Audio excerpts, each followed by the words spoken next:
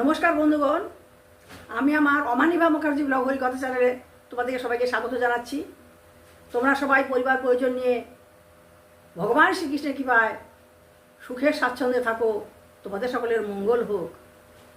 আমি ভাগবত কথা বলবো, তোমরা আমার ভাগবত কথা শুনবে এবং আমাকে সমৃদ্ধ করবে। তোমাদের সকলের জয় হোক।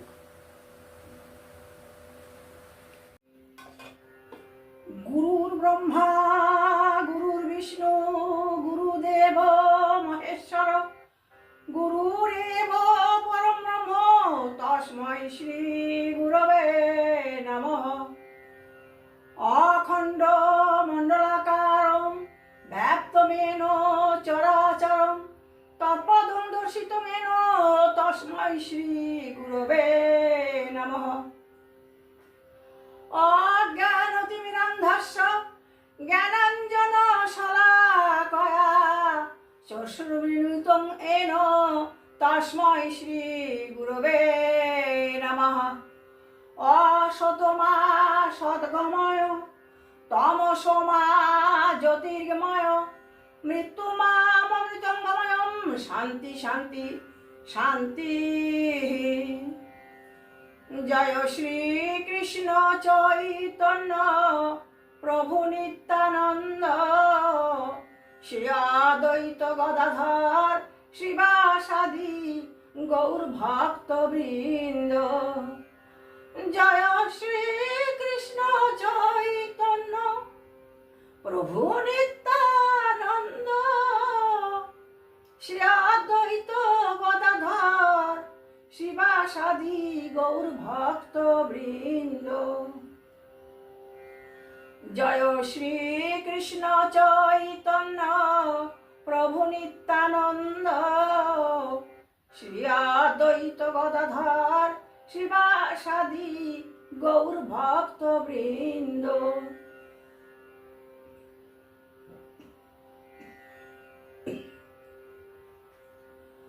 হরে কৃষ্ণ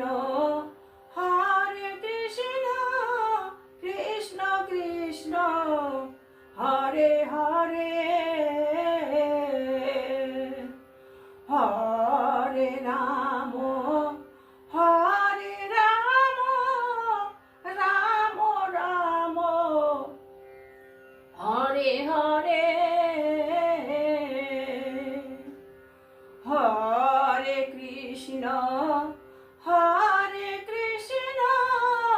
কৃষ্ণ কৃষ্ণ হরে হরে হরে রাম রাম রাম হরে হরে হরে কৃষ্ণ কৃষ্ণ কৃষ্ণ হরে হরে হরে রাম রাম রাম হরে হরে।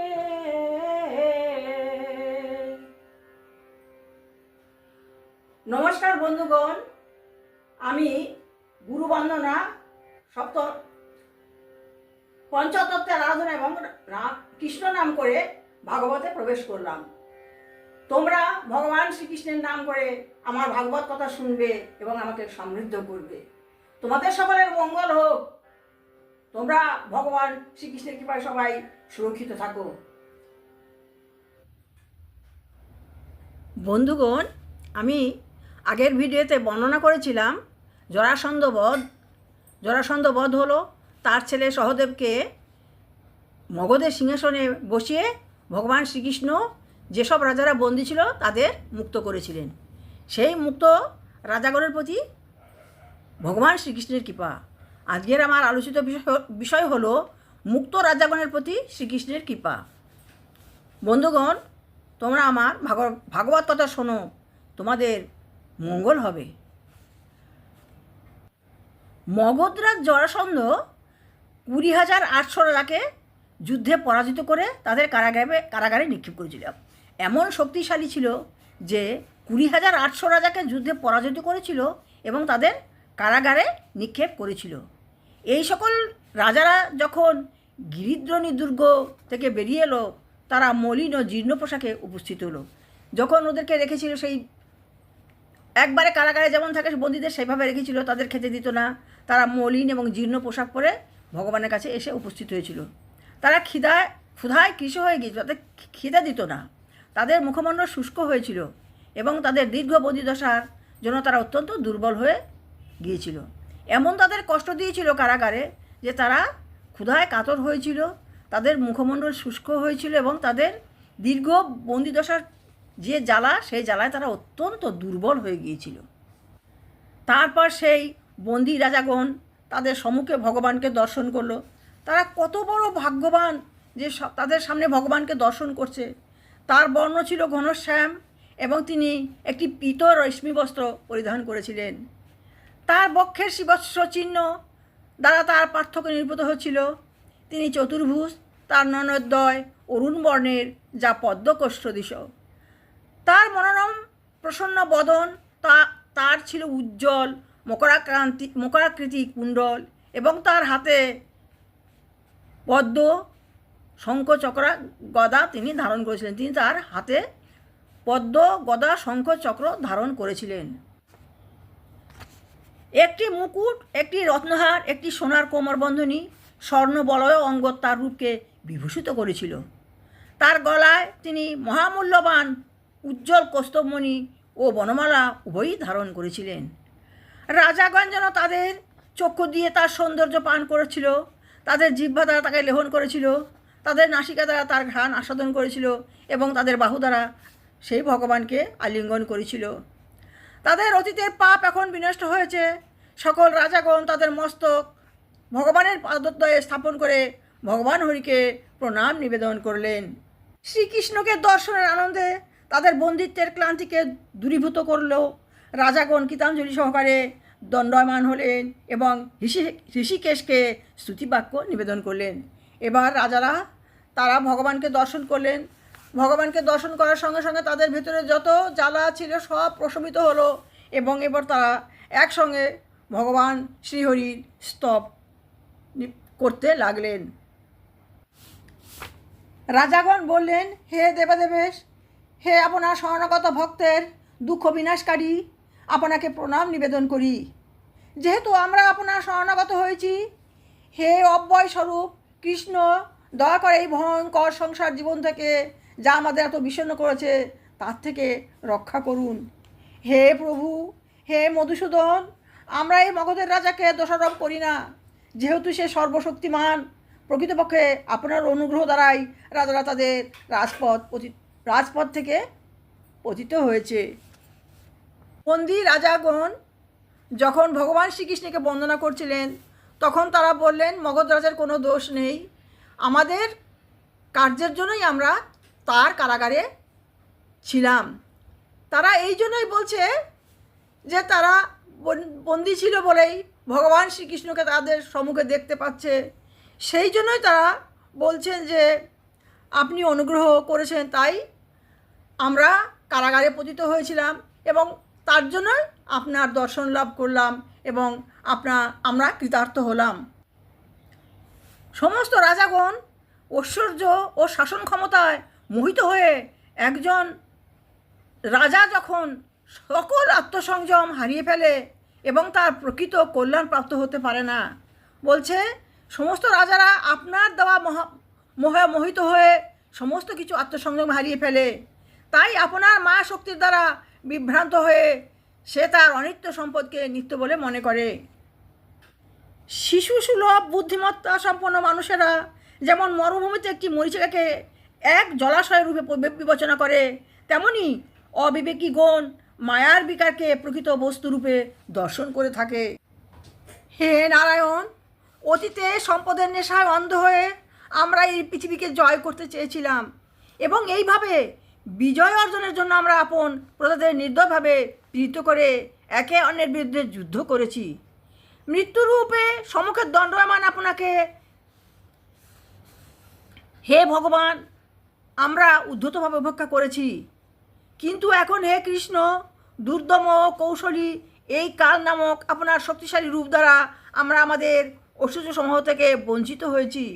এখন কৃপা করে আপনি আমাদের অহংকারকে বিনষ্ট করেছেন। আমরা কেবল আপনার পাদপদ্মের শরণ প্রার্থনা করছি। আমরা আর কখনো মরিচকারূপ রাজ্যের জন্য লালায়িত হব না, যে রাজাকে এই মরণশীল ব্যাধির আকস্বরূপ এবং প্রতিক্ষণে ক্ষয়িত পীড়িত দেহ দ্বারা কৃতদাসসুলভ সেবা করতে হয়। হে সর্বশক্তিমান ভগবান, আমরা পরবর্তী জীবনে পুণ্যকর্মের ফলস্বরূপ স্বর্গ ভোগ করার আকাঙ্ক্ষাও করব না, কারণ এরূপ পুরস্কারের সংকল্প কর্ণদের জন্য ফাঁকা প্রলোভন মাত্র। বলছেন রাজাগণ, বলছেন হে কৃষ্ণ, আমরা আর কোনো প্রলোভনে ভুলব না, আমরা স্বর্গ চাই না, আমরা শুধু আপনার চরণ প্রাপ্ত হতে চাই। রাজাগণ ভগবান শ্রীকৃষ্ণকে বলছেন যে আমরা অতীতে আমরা সম্পদের নেশায় এই পৃথিবী জয় করতে চেয়েছিলাম, এবং এই বিজয়ের জন্য আমরা আমাদের প্রজাদের উপর নির্দয় ব্যবহার করেছি এবং একে অন্যের বিরুদ্ধে আমরা যুদ্ধ করেছি।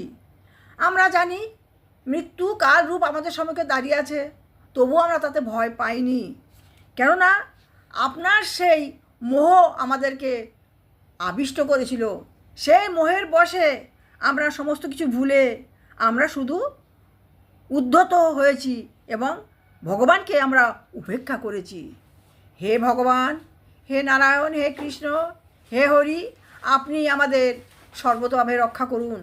আমরা আপনার শরণাগত, আপনার চরণে শ্রী পাদপদ্মে আমরা আশ্রয় গ্রহণ করছি এবং আপনি আমাদেরকে আপনার শ্রীচরণে স্থান দিন।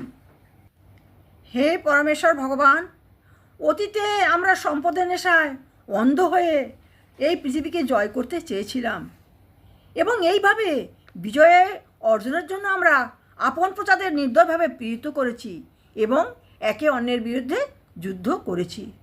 মৃত্যুরূপ সম্মুখে দণ্ডমান মহাকাল, হে ভগবান, আমরা উদ্ধতভাবে আপনাকে উপেক্ষা করেছি। কিন্তু এখন হে কৃষ্ণ, দুর্দম কৌশলী এই কাল নামক আপনার শক্তিশালী রূপ দ্বারা আমরা আমাদের ঐশ্বর্যসমূহ থেকে বঞ্চিত হয়েছি। এখন কৃপা করে আপনি আমাদের অহংকারকে বিনষ্ট করেছেন। আমরা কেবল আপনার সেই পাদপদ্মের শরণ প্রার্থনা করছি। হে ভগবান, আমরা আপনার কাছে কিছু চাই না, আমরা শুধু আপনার শ্রী পাদপদ্মের শরণ গ্রহণ করেছি। আপনি আপনার শ্রী পাদপদ্ম আমাদেরকে রাখুন এবং আমাদেরকে রক্ষা করুন। এইভাবে সমস্ত রাজারা ভগবানের স্তুতি বন্দনা করতে লাগলেন। হে ঈশ্বর, হে পরমপিতা, আমরা কখনো মরীচিকারূপ রাজ্যের জন্য লালায়িত হব না, যে রাজ্যকে এই মরণশীল ব্যাধির আকস্বরূপ এবং প্রতিক্ষণে ক্ষয়িত ও পীড়িত দেহ দ্বারা কৃতদাসসুলভভাবে সেবা করতে হয়। হে সর্বশক্তিমান ভগবান, আমরা পরবর্তী জীবনে পুণ্যকর্মের ফলস্বরূপ স্বর্গভোগ করার আকাঙ্ক্ষা করব না, কারণ এরূপ পুরস্কারের সংকল্প কর্ণদের জন্য ফাঁকা প্রলোভন মাত্র। হে প্রভু, আমরা যখন আপনার দর্শন লাভ করেছি, সুতরাং আমরা আপনার শ্রীপাদপদ্মের শরণ গ্রহণ করেছি এবং আমরা আপনার শ্রীপাদপদ্মেকেই একমাত্র আমাদের ভরসা বলে মনে করছি। হে শ্রীকৃষ্ণ, হে নারায়ণ, হে প্রভু, আপনি আমাদের অনন্ত কোটি প্রণাম গ্রহণ করুন।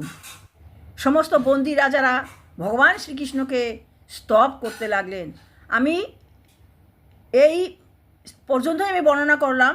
পরবর্তী ভিডিওতে পরবর্তী অংশ বর্ণনা করব। বন্ধুগণ, তোমাদের সকলের মঙ্গল হোক, তোমরা সব জয়ী হও। নমস্কার বন্ধুগণ, আমি আমার ভাগবত কথা এখানে শেষ করলাম। আমি ভাগবত কথা বলি মনের আনন্দে।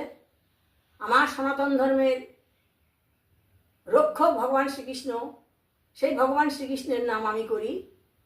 ভগবান শ্রীকৃষ্ণ